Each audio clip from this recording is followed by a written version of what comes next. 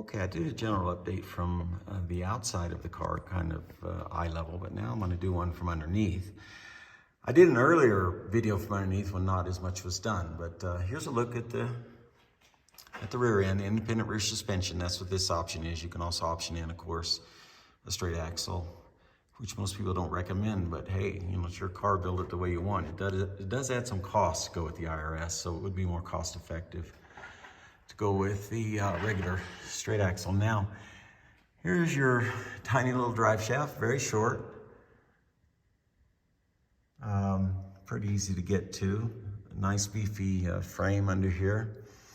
Now you can see here, I'll move my light as I go, that I've had to add some washers here to get the, to try to line the drive shaft with the differential. Transmission is a TKX, Tremec.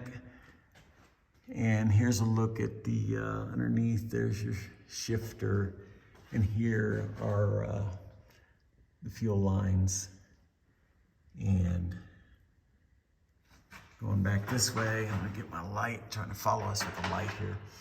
There's your floor plans. I will eventually come back through here and do another bead of silicone. I don't know if I'll do kind of some underbody treatment or not.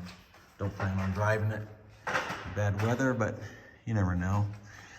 Okay, here is your 12 volt power going to the main PCM fuse panel. Now, you could also run that off the starter. In other words, run 12 volts to the starter, and then from the starter, run to the PCM. And in fact, the cables they provide you, but from Factory 5, are meant to do just that. But I ran a separate line, so you see there's two 12 volt lines here in these looms. This one goes to the starter, this one goes up to your main power block.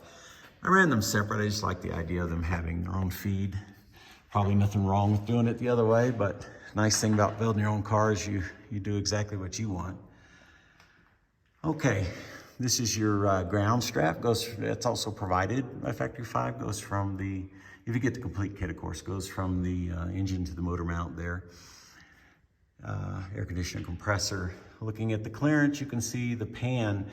This is the Moroso low profile oil pan. As you see, it just barely tucks up under the frame, but it should give it pretty good protection. And clutch cable coming in, filters, belts. Now the battery, I did use the Factory 5 battery box, if you want to call it that, or tray. A lot of people upgrade that, or at least upgrade the strap, but I find that adequate for now. I think it's just fine. Here's your lower radiator hose coming in, and then take a look at the front suspension.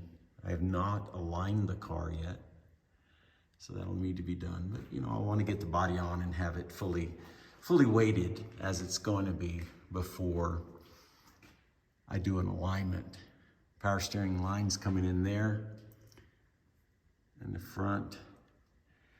And then we're up to the radiator, so that's a look underneath the car.